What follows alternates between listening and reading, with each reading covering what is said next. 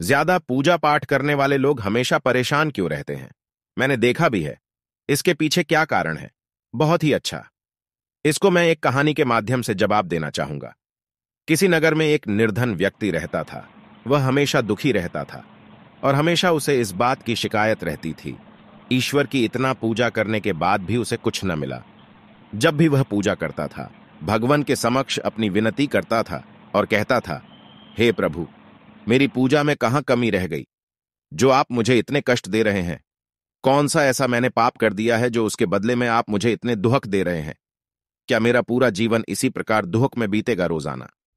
यही बात पूजा करने के समय प्रभु के सामने कहे और रोने लगे। आखिर एक दिन भगवान को उस पर दया आ ही गई। भगवान उसके सामने आए और उससे कहा, वत्स, तुम मुझसे क्या चाहते हो? वह व्यक्ति ईश्वर से बोला, प्रभु, मैं भी दूसरों की भांति सुख और समृद्धि चाहता हूं, अपना जीवन सुख से बिताना चाहता हूं। यह सुनकर भगवान से उससे कहा, वत्स, सुख और समृद्धि उसके कर्मों के अनुसार मिलती है।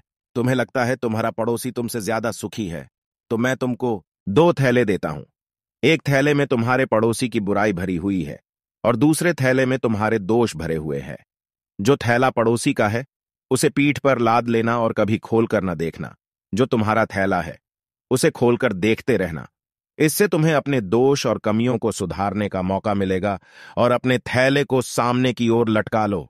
इतना कहकर ईश्वर अंतर्ध्यान हो गए। उस व्यक्ति ने दोनों थैले उठाए और चल दिया, लेकिन उस व्यक्ति से एक भूल हो गई। उसने अपना थैला पीठ पर लाद लिया और उसका मुंह कस के बांध दिया और पड़ोसियों का बुराई से भरा थैला अपने सामने लटका लिया। वो उस थैले का मुंह बार बार खोलकर देखता रहा और दूसरों को भी दिखाता रहा। इससे जो उसने वरदान मांगे थे वो उल्टे हो गए। जब वरदान उल्टे हो गए तो अब उन्नति की जगह अवनति होने लगा। अब उसको पहले से ज्यादा दुहक मिलने लगे। दूसरों की बुराई दिखाने की वजह से लोग उसे बुरा कहने लगे। यदि यही व्यक्ति दूसरों की बजाय अपनी बुराइयां दूसरों को दिखाता तो वह बुराइयों को सुधारता और उसको उन्नति मिलती, लेकिन उसने अपनी बुराई की बजाय दूसरे की बुराई दिखाने लगा। इससे ये सीख मिलती है, यदि इंसान दूसरों की कमियां निकालने की बजाय अपनी कमियां निकालकर उनको ठीक करने का प्रयत्न करे तो वो हमेशा तरक्की करेगा। कभी भी उसके हाथ निराशा नहीं लगेगी।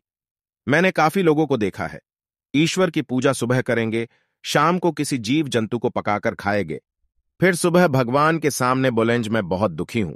अपनी बुराइयों को पहचान ले, उसे ठीक करने का प्रयत्न करे। संत रविदास ने कहा है, मन चंगा तो कठौती में गंगा। उत्तर अगर पसंद आया हो तो अपवोट करना ना भूलिएगा। हो सके तो ऐसे उत्तर और पाने के लिए सभी लोग फॉलो भी कर ले। धन्यवाद।